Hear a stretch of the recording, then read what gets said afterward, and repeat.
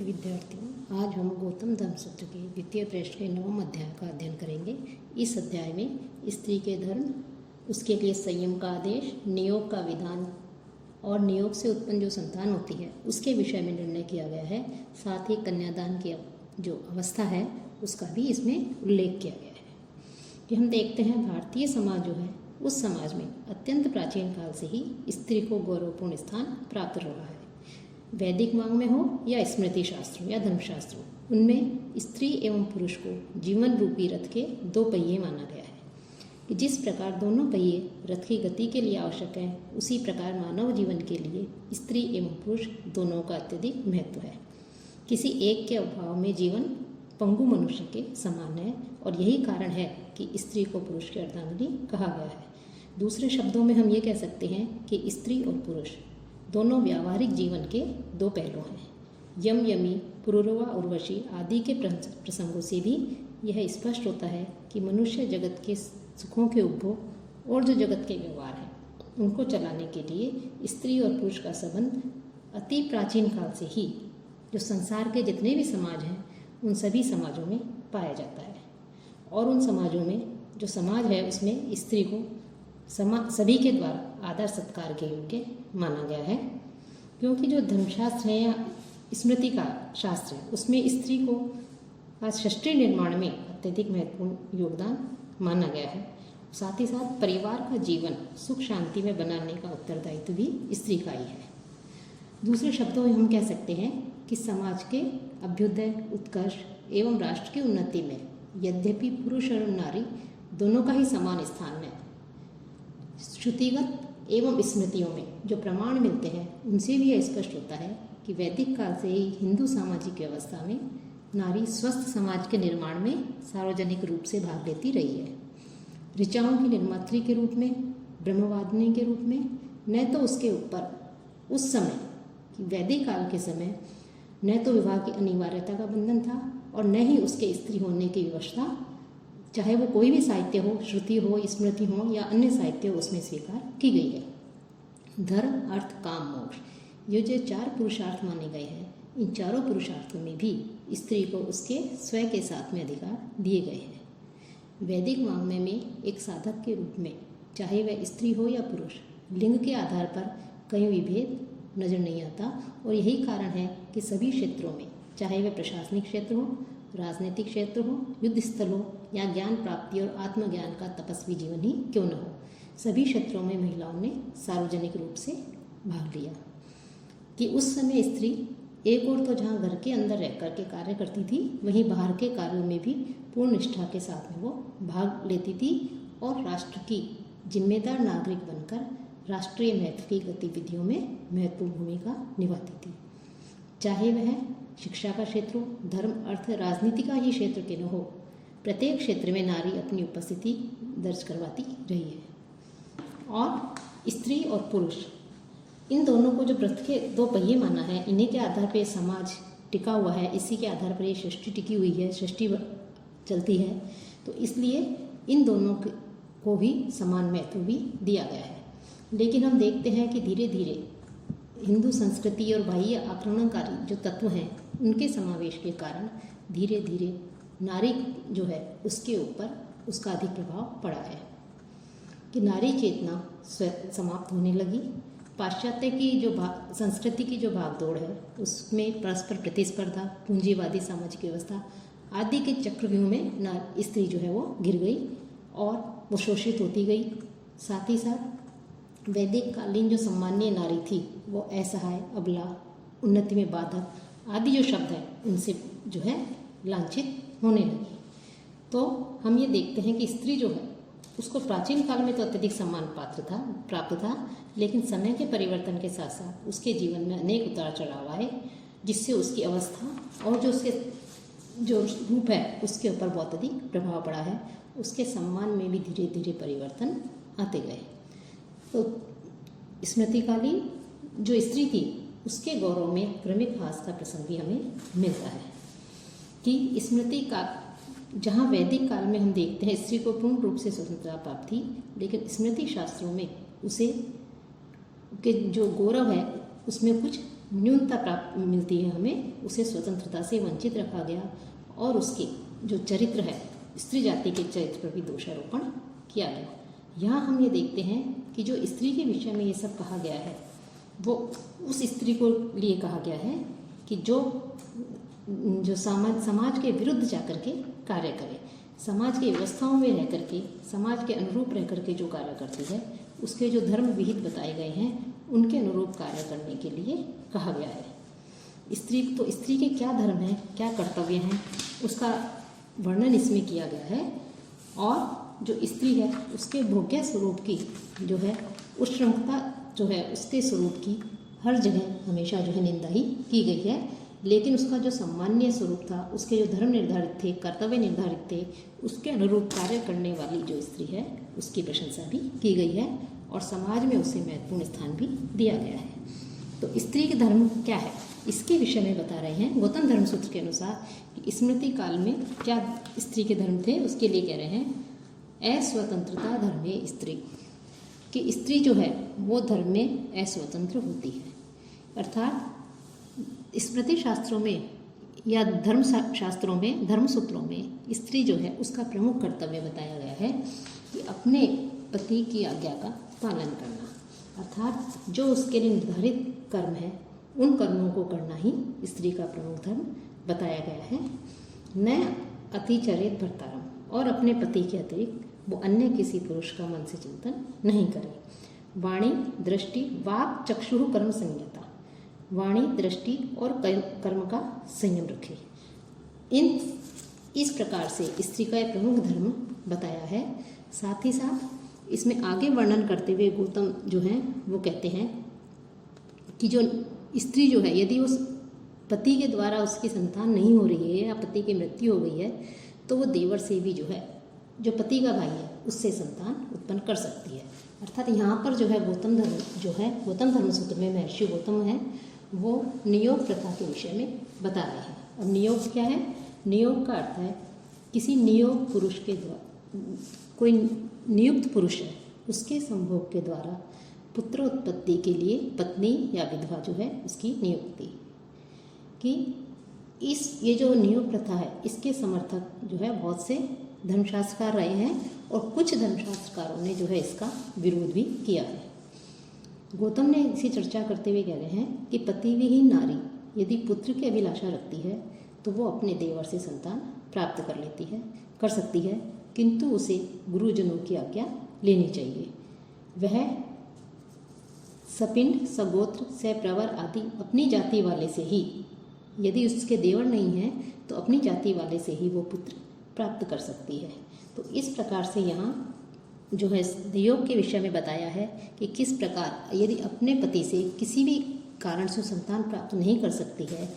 या उसके पति की मृत्यु हो गई है तो ऐसी स्थिति में अपने पक्ष को चलाने के लिए वो देवर से संतान प्राप्ति कर सकती है। गुरु प्रसिद्धा न तो ऋतुमती याद, कि श्रेष्ठ जन जो हैं कि अपने पति कुल के और पितृकुल के दोनों ही कुलों के जो श्रेष्ठ व्यक्ति हैं, सम्मानीय लोग हैं, उन लोगों की आज्ञा लेकर के ही देवर से संबंध स्थापित करना चाहिए। साथ ही साथ एक पिंड के, एक गोत्र के, एक प्रवर के पुरुष से, या यदि ये लोग नहीं मिलते हैं तो अपनी ही जाति के जो कोई व्यक्ति है उससे संतान की प्राप्ति वो कर सकती है। कि अन्य किसी देवर के अतिरिक्त, कुछ आचार्यों का ये कहना है कि देवर के अतिरिक्त अन्य किसी से जो है वो संतान उत्पन्न नहीं करे।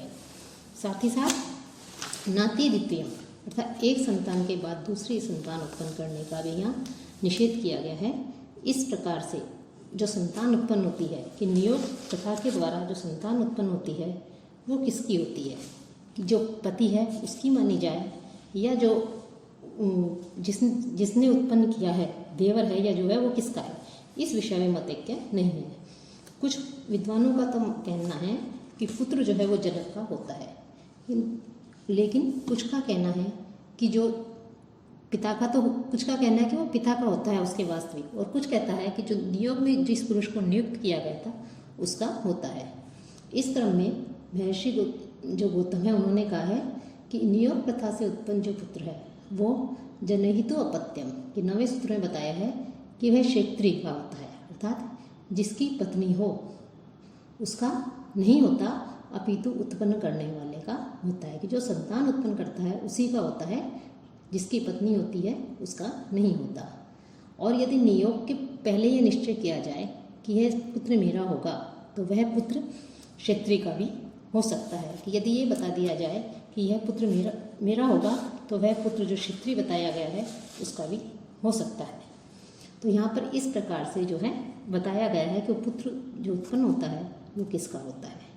लेकिन यदि देवर के अतिरिक्त अन्य किसी के द्वारा उत्पन्न की गई संतान है, तो वो उत्पन्न करने वाले की ही होती है। कि देवर के द्वारा या पति के रोगी होने पर, बंधे होने पर, प्रार्थना के द्वारा, नियोग के द्वारा जो पुत्र उत्पन्न किया जाता है वो तो क्षत्रिय का होता है। लेकिन देवर के अतिरिक्त किसी अन्य के द्वारा उत्पन्न की गई जो संतान है वो उत्पन्न करने वाले की होती है, क्षत्रिय की नहीं होती। और साथ ही साथ और जो पति है वो ही भरण पोषण और संस्कार आदि संपन्न करता है, इसलिए संतान उसी की होती है। नियोग के द्वारा उत्पन्न जो संतान है वो नियोग द्वारा उत्पन्न करने वाले की नहीं होती। साथ ही साथ यदि पति विदेश गया हो, विद्याधन के लिए दूसरे देश में गया हो, तो कुछ समय तक जो है ब्राह्मण की पत्नी को तो 12 वर्षों तक जो है प्रतीक्षा करने के लिए कहा गया है। कि यदि पति बाहर गया हो, अध्ययन के लिए गया हो या किसी अन्य कार्य से गया हो, तो स्त्री को कुछ वर्षों तक जो है प्रतीक्षा करनी चाहिए।